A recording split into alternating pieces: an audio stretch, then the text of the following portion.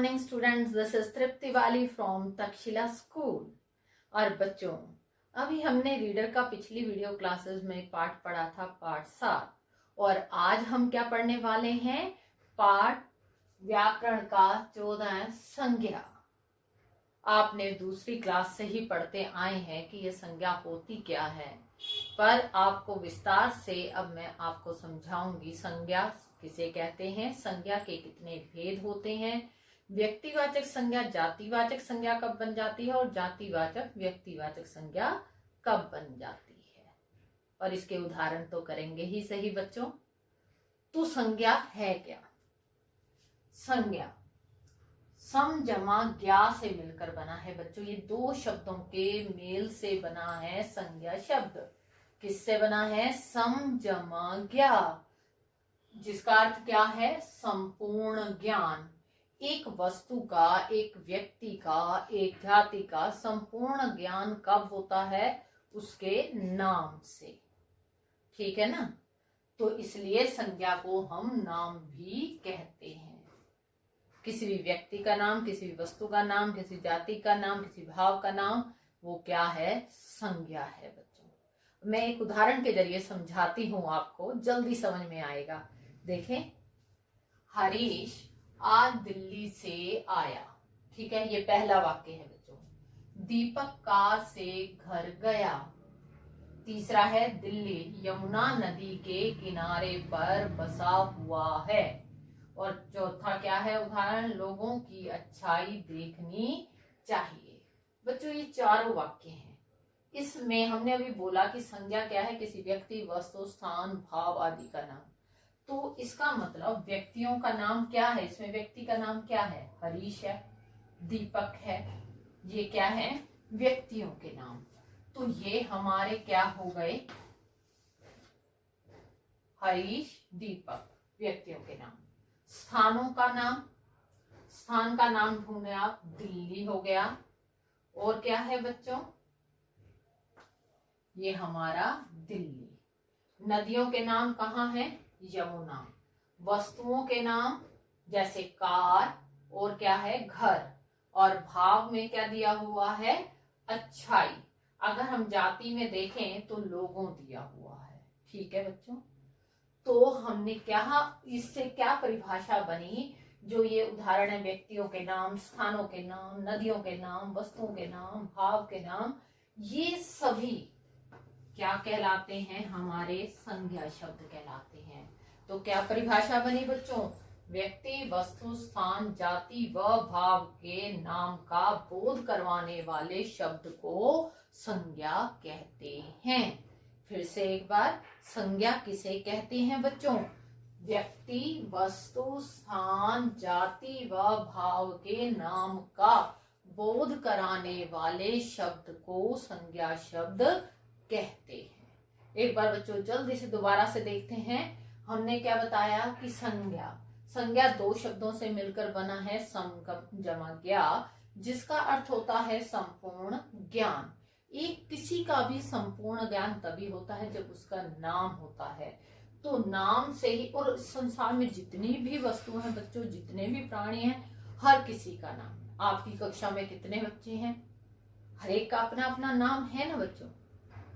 तो ये क्या हो गया हमारा कि हम किसी को भी किसी के नाम से, किसी वस्तु का नाम है, चाहे हमारे नदियों के नाम है और भाव का है, तो अच्छाई है, बुराई है, ऊंचाई है, निचाई है, ये सब कुछ क्या है? ये सब संज्ञा शब्द है। ठीक है बच्चों, आपको आसपास क्या दिखाई दे रहा है? आपको घर में पंखा दिखाई दे रहा होगा, एसी दिखाई दे रहा होगा, ये आपको क्या कहते हैं, बेड नजर आ रहा होगा, पर्दे नजर आ रहे होंगे। ये सब कुछ क्या है? ये संज्ञा शब्द है, क्योंकि ये इन चीजों के नाम है। तो क्या परिभाषा बनी? किसी व्यक्ति, वस्तु, स्थान, भाव आदि के नाम को संज्ञा कहते हैं। आया बच्चों समझ में? अब आगे चलते हैं। संज्ञा के भेद। संज्ञा के कितने भेद होते हैं बच्चों? 3। कितने होते हैं? 3। नंबर 1 व्यक्तिवाचक संज्ञा, नंबर 2 जातिवाचक संज्ञा और नंबर 3 भाववाचक संज्ञा। एक बार फिर से मेरे साथ ही बोले, व्यक्तिवाचक संज्ञा, जातिवाचक संज्ञा और भाववाचक संज्ञा। एक बात और बच्चों, जातिवाचक संज्ञा के भी भेद होते हैं। कुछ किताबों में बच्चों या कुछ विद्वानों ने इसे अलग से 2 भेद माना है, संज्ञा के अन्य 2 भेदों के रूप में माना है, परंतु वास्तविक रूप से देखा जाए तो ये जातिवाचक संज्ञा के ही भेद हैं। क्या नाम है इनके? द्रव्यवाचक संज्ञा और समुदायवाचक संज्ञा। तो इसका मतलब जातिवाचक संज्ञा के आगे कितने भेद हो गए? 2। कौन कौन से? द्रव्यवाचक संज्ञा, समुदायवाचक संज्ञा। तो संज्ञा के कितने भेद हुए बच्चों? 3। कौन कौन से? व्यक्तिवाचक, जातिवाचक और भाववाचक। और जातिवाचक के कितने भेद हुए बच्चों? 2। द्रव्यवाचक और समुदायवाचक। अब बच्चों हम विस्तार से पढ़ेंगे। सबसे पहले पढ़ेंगे पहला भेद। कौन सा? व्यक्तिवाचक संज्ञा। व्यक्ति, जो नाम से ही जैसे पता चल रहा है, हम एक उदाहरण के माध्यम से भी समझेंगे बच्चों। विवेकानंद भारत के महान चिंतक थे।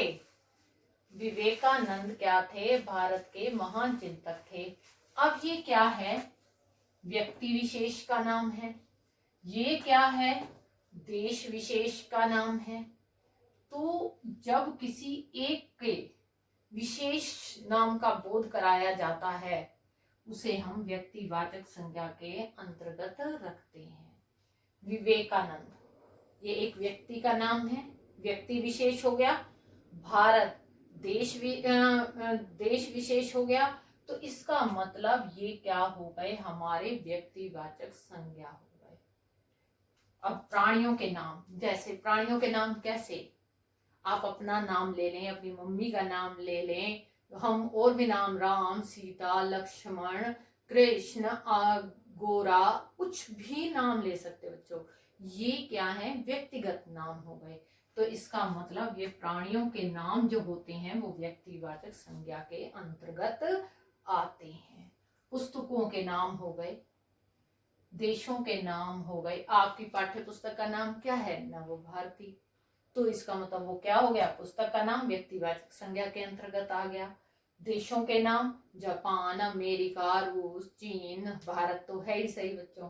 तो ये देशों के नाम। नगरों के नाम, नगरों के नाम क्या हो गया?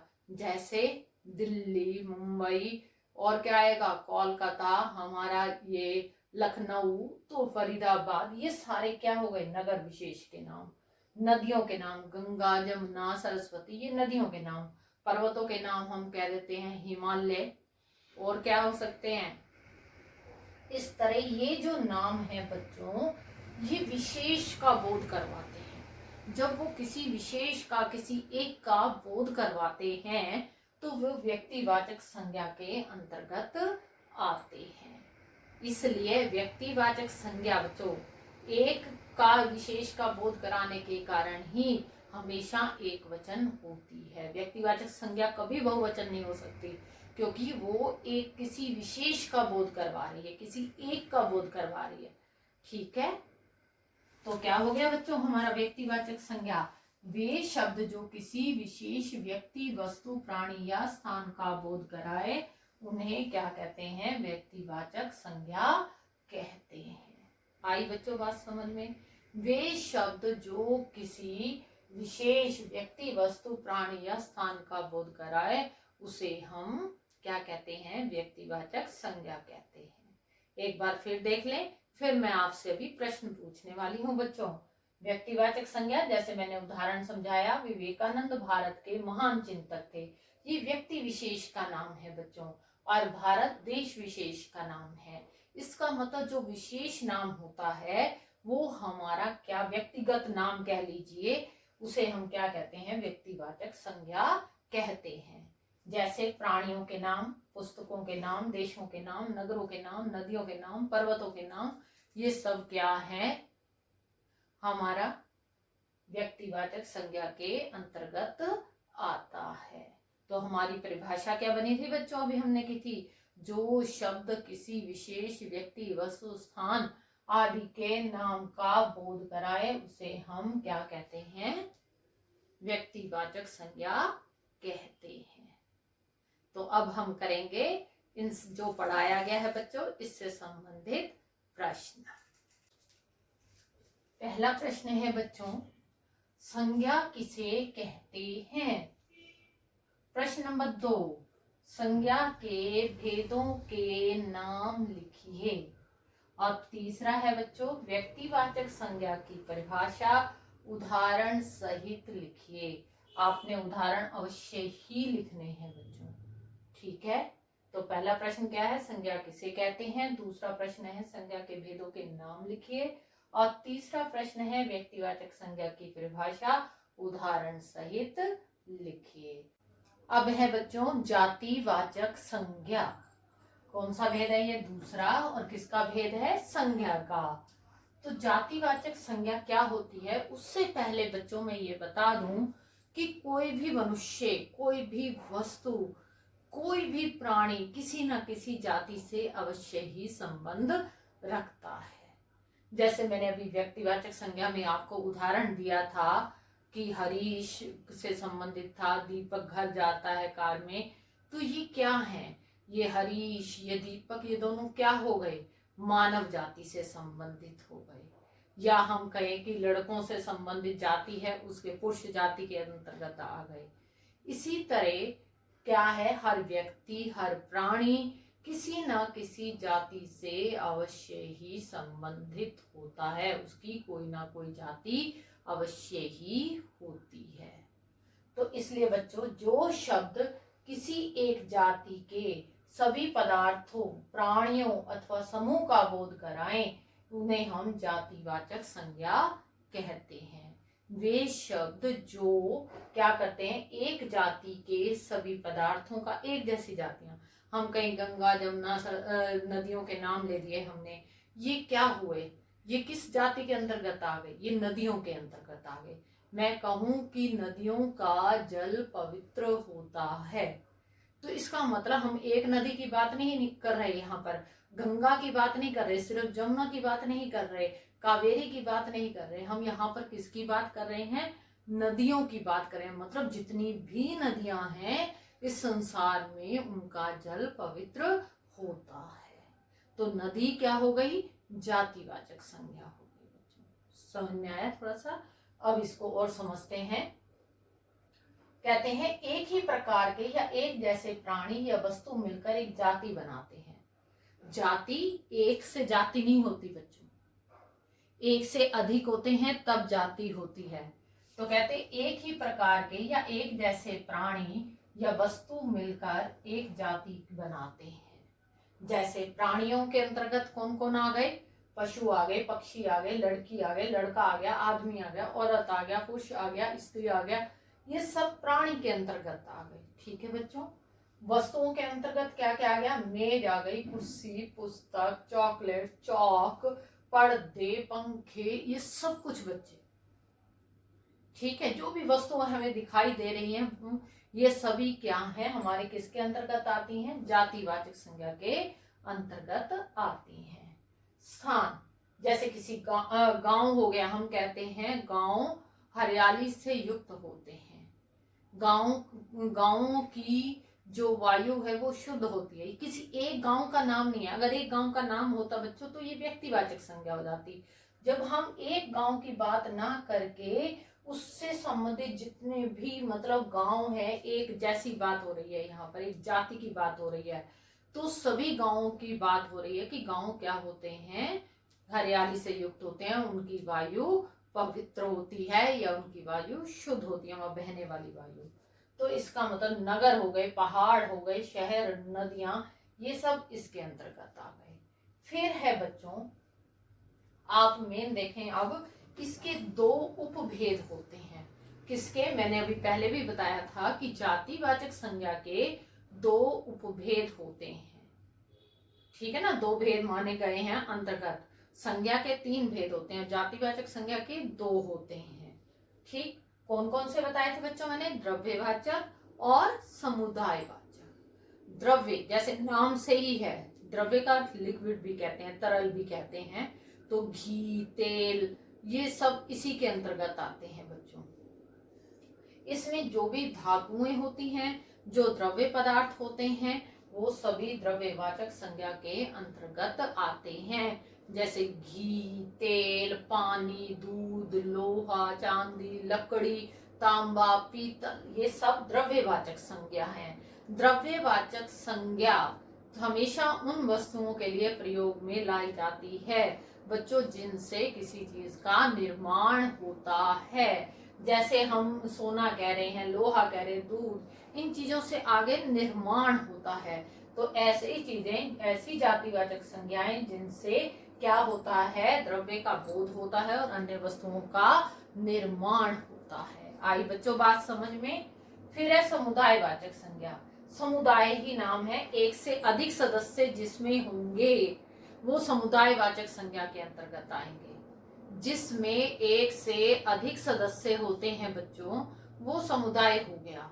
जैसे कक्षा है, परिवार है, सेना है, टीम है, ये सभी क्या है, समुदायवाचक संज्ञा। सेना में एक सैनिक नहीं होता, सैनिकों का समूह जो होता है वो सेना कहलाता है। कक्षा में एक विद्यार्थी की बात नहीं होती है, कक्षा कहते हैं तो जो विद्यार्थियों का समूह है उसके लिए कक्षा शब्द का प्रयोग किया जाता है। टीम है तो एक खिलाड़ी नहीं, जितने खिलाड़ी हैं वो टीम बनाते हैं। तो कहने का अभिप्राय ये है कि एक से अधिक सदस्य होते हैं समुदायवाचक संज्ञा में बच्चों। ठीक है, परिवार में क्या होते हैं, एक से अधिक सदस्य होते हैं तभी तो परिवार बनता है, नहीं तो एक से परिवार नहीं बनता बच्चों। आई बात समझ में। तो एक बार जल्दी से इसको रिवाइज कर लेते हैं और उसके बाद मैं इससे संबंधित प्रश्न पूछूंगी। जो शब्द किसी एक जाति के सभी पदार्थों, प्राणियों अथवा समूह का बोध कराते हैं वे जातिवाचक संज्ञा शब्द कहलाते हैं। जैसे प्राणी, पशु, पक्षी, लड़की, लड़का, आदमी, औरत, पुरुष, ये सब इसी के अंतर्गत आएंगे। वस्तु, मेज, कुर्सी, पुस्तक, चॉकलेट, चौक, डस्टर, पंखा, ये सब कुछ क्या है, वस्तुएं। स्थान, गांव, नगर, पहाड़, शहर, नदियां आदि। और द्रव्यवाचक संज्ञा क्या बताई, घी, द्रव्य, लिक्विड बच्चों। घी, तेल, पानी, दूध, और जो धातुएं होती हैं वो भी इसके अंतर्गत आती हैं द्रव्यवाचक संज्ञा के। जितनी धातुएं हैं, सोना, चांदी, पीतल, जस्त, सब की सब किसमें आती है, द्रव्यवाचक संज्ञा के अंतर्गत। समुदायवाचक संज्ञा जिसमें एक से अधिक सदस्य होते हैं बच्चों। ठीक है ना। समुदाय वे जातिवाचक संज्ञा शब्द जो एक समुदाय का बोध कराते हैं, जैसे सेना, कक्षा, टीम, परिवार आदि। ठीक है, क्योंकि इसमें एक से अधिक सदस्य होते हैं, ध्यान रखना। ठीक है बच्चों, अब इससे संबंधित भी प्रश्न हो जाए। प्रश्न 4 है बच्चों, जातिवाचक संज्ञा किसे कहते हैं। प्रश्न 5, जातिवाचक संज्ञा के उपभेदों के नाम व उनके 5 उदाहरण लिखिए। ठीक है बेटा, ये आपका काम पूरा हो जाना चाहिए। और बाकी भेद, भाववाचक संज्ञा, वो हम अगली वीडियो क्लास में पढ़ेंगे। धन्यवाद।